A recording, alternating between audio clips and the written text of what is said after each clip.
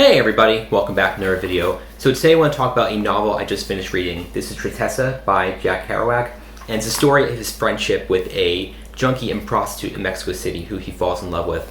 And it's a relatively short book, it's only 96 pages, but I think it technically qualifies as a novella, it's so short. But out of all the Jack Kerouac books I've read over the years, this one is definitely the most unique one I've read so far. It definitely does a lot of interesting things with language and writing in this book. I think with writing, there's definitely a barrier between the thoughts you have in your head and then written in spoken language. And I think with these long, rambling kind of writing that he does, he kind of bridges this gap between thoughts and writing. So really getting these raw, unfiltered thoughts just put onto paper.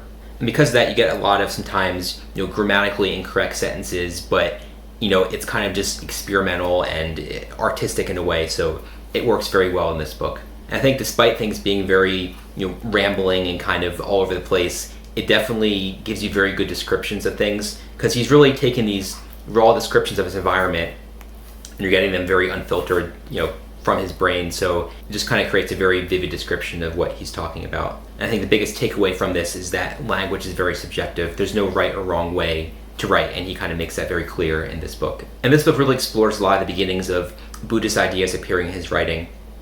In a lot of his descriptions of things, he makes connections to different Buddhist ideas and images. And I think the best way this represents itself in this book is his relationship with Tristessa, because despite him falling in love with Tristessa, it never really advances to a physical relationship, because he talks a lot about avoiding desires and staying pure. Yet at the same time, he experiments with a lot of substance and alcohol use. So in some sense, it's very hypocritical of him to talk about being pure, yet at the same time, he abuses a lot of substances.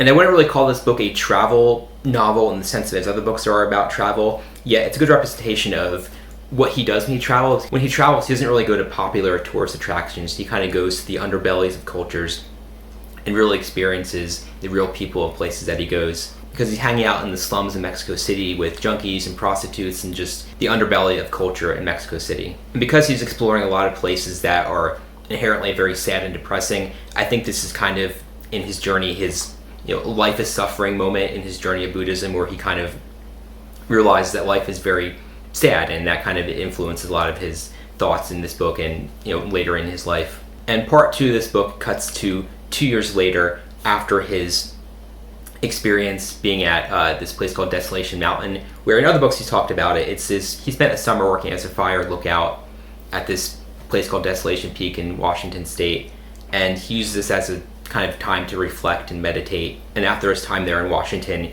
he goes back to Mexico City to see Tristessa again. And when he finally sees Tristessa again, she's very sick from drug addiction, and she's not the same person that he knew before. I think this really represents the beginning of Kerouac kind of losing faith in, his desire to find meaning in life. During his time at Desolation Peak, he spends a lot of time meditating and trying to find himself, and I think what he finds really scares him, and this kind of represents the beginning of him kind of moving away from these Buddhist ideas that he begins to explore in this book.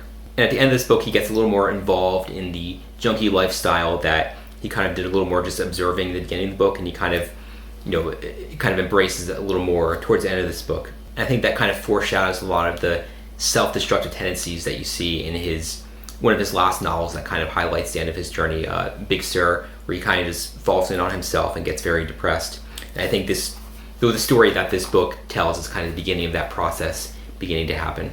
But overall, I really enjoyed this book. It's definitely one of the more unique Jack Kerouac books, and it's definitely an important one to read, in reading all of his books, and I would definitely recommend it. But anyway, be sure to subscribe, and we'll see you in the next book review.